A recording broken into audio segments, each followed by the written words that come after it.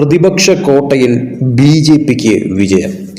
അതായത് നിർണായകമായി നടന്ന ഒരു തെരഞ്ഞെടുപ്പിലാണ് ഇപ്പോൾ BJP ഈ ഒരു വിജയം സ്വന്തമാക്കിയിരിക്കുന്നത് എന്നാണ് അറിയാൻ സാധിച്ചിട്ടുള്ളത്. അബോഹർ മണ്ഡലത്തിലാണ് BJPക്ക് ഈ വൻ വിജയം നേടാൻ സാധിച്ചിരിക്കുന്നത്. പഞ്ചാബിൽ കുയാൻ സൽവാർ പഞ്ചായത്ത് സമിതിയിലെ 16 സീറ്റുകളിൽ 8 എണ്ണത്തിലും ജില്ലാ പരിഷത്ത് തെരഞ്ഞെടുപ്പിൽ 2 എണ്ണത്തിലും BJP ഇപ്പോൾ വിജയിച്ച് കയറിയിരിക്കുകയാണ്. പുതുതായി തെരഞ്ഞെടുക്കപ്പെട്ട അംഗങ്ങളെ MLA ആയിട്ടുള്ള സന്ദീപ് ജാക്കർ അഭിനന്ദിച്ചിരിക്കുകയാണ്.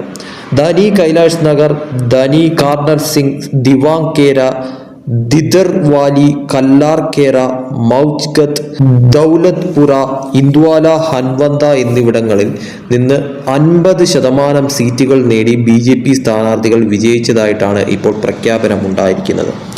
പച്കോസി, ജന്ദ്വാല, ഹൻവന്ത സോണുകളിൽ നിന്നും ജില്ലാ പരിഷത്തിലേക്ക് BJP സ്ഥാനാർത്ഥികൾ വലിയ ഭൂരിപക്ഷത്തോടെയാണ് തിരഞ്ഞെടുക്കപ്പെട്ടിരിക്കുന്നത് എന്നാണ് അറിയാൻ സാധിക്കുന്നത്.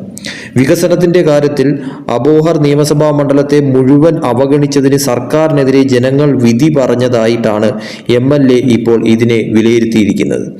എല്ലാ മാർഗങ്ങളും അവലംബിച്ചിട്ടും സ്ഥാനാർത്ഥികളുടെ വിജയം ഉറപ്പാക്കുന്നതിൽ AAP പൂർണ്ണമായും പരാജയപ്പെട്ടിരിക്കുകയാണ്. മേയർ വിമൽ തട്ടായിയുടെയും മുതിർന്ന നേതാവ് ധൻപത് സിയാഗിന്റെയും സാന്നിധ്യത്തിൽ നടന്ന ഒരു സംഭാഷണത്തിനിടെ കഴിഞ്ഞ 4 വർഷമായി ആം ആദ്മി സർക്കാർ അംബോഹറിന്റെ മൊത്തത്തിലുള്ള വികസനത്തെ പിന്നോട്ടടിച്ചതായി ജക്കർ പറയുകയുണ്ടായി.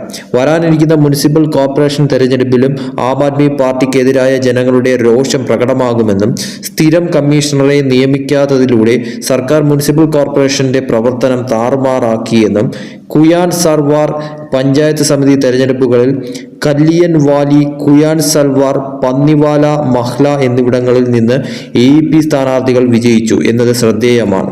സീഡ് ഫാം, പക്ക, പഞ്ച്കോസി എന്നിവിടങ്ങളിൽ നിന്ന് കോൺഗ്രസ് വിജയിക്കുകയുണ്ടായി. ഡാനേവാല, സത്കോസി, ഗുജൽ, ഡാൽമിർ കേര എന്നിവിടങ്ങളിൽ നിന്ന് SAD വിജയിക്കുകയും ഉണ്ടായി. അതും ടോസ് വഴിയാണ് വിജയിച്ചിരിക്കുന്നത്.